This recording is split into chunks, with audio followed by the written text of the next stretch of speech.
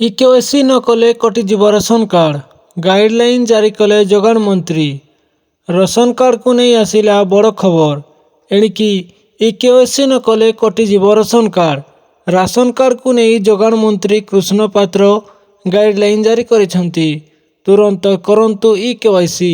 Ration କାର୍ଡରେ ପଞ୍ଜୀକୃତ ସମସ୍ତ ସଦସ୍ୟଙ୍କ ପାଇଁ ଇକେୱାଇସି ବାଧ୍ୟତାମୂଳକ କରାଯାଇଛି, ଯାହାଫଳରେ ପ୍ରକୃତ ଯୋଗ୍ୟ ହିତାଧିକାରୀ ସରକାରଙ୍କ ସୁବିଧା ପାଇବାରୁ ବଞ୍ଚିତ ହେବେ ନାହିଁ।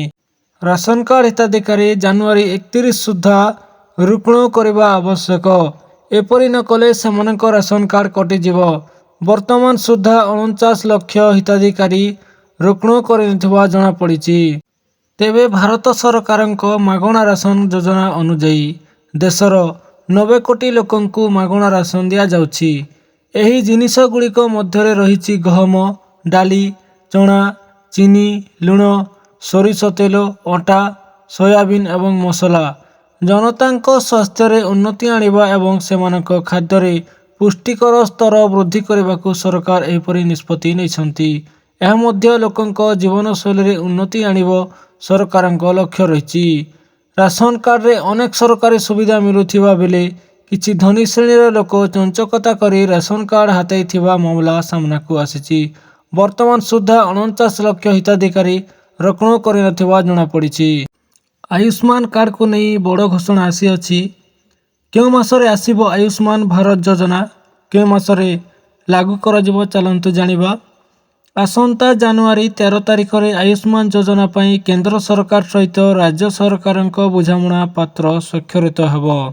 ଦିଲ୍ଲୀରେ ସ୍ୱାସ୍ଥ୍ୟମନ୍ତ୍ରୀ ଜେପି ନଡ୍ଡାଙ୍କ ଉପସ୍ଥିତିରେ ହେବ ଏମଓୟୁ।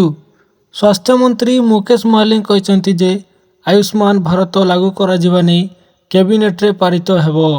କ୍ୟାବିନେଟ ପାରିତ ଓ ଏମଓୟୁ ସ୍ୱାକ୍ଷର ପରେ ଏହା ଲାଗୁ ହେବ। ଏହାପରେ ହିତାଧିକାରୀଙ୍କୁ ଆୟୁଷ୍ମାନ ଭାରତ କାର୍ଡ ବଣ୍ଟନ କରାଯିବ। ଯୋଜନା ଅନୁସାରେ ଫେବୃଆରୀରେ ଲାଗୁ ହେବ ବୋଲି ସ୍ୱାସ୍ଥ୍ୟମନ୍ତ୍ରୀ କହିଛନ୍ତି। ଗୋଟିଏ କାର୍ଡରେ ଉପଲବ୍ଧ ହେବ ସ୍ୱାସ୍ଥ୍ୟ ସେବା। ଗୋପବନ୍ଧୁ ଜନ ଆରୋଗ୍ୟ ଯୋଜନା ଏବଂ ଆୟୁଷ୍ମାନ ଯୋଜନା। ପୁରୁଣା କାର୍ଡକୁ ହଟାଇ ଖୁବ୍ ଶୀଘ୍ର ଦିଆଯିବ ନୂଆ କାର୍ଡ। ପୁରୁଣା କାର୍ଡର ପରିବର୍ତ୍ତନ ହେବ ଲୋଗୋ। 1 କୋଟି ପରିବାର ଏବଂ 3.5 କୋଟି ଲୋକ ଏହାର ଲାଭ ପାଇବେ। ଏଥିରେ ପୁରୁଷଙ୍କ ପାଇଁ 5 ଲକ୍ଷ ଟଙ୍କା ଏବଂ ମହିଳାଙ୍କ ପାଇଁ 10 ଲକ୍ଷ ଟଙ୍କାର ସ୍ୱାସ୍ଥ୍ୟ ସେବା ରହିବ। ମିଳିଥିବା ସୂଚନା ଅନୁସାରେ 67 ଲକ୍ଷ ପରିବାରକୁ ରାଜ୍ୟ ତାର ନିଜସ୍ୱ ପାଣ୍ଠିରୁ ଓ 33 ଲକ୍ଷ ପରିବାରର ବୀମା ଟଙ୍କା କେନ୍ଦ୍ର ସରକାର ବହନ କରିବେ।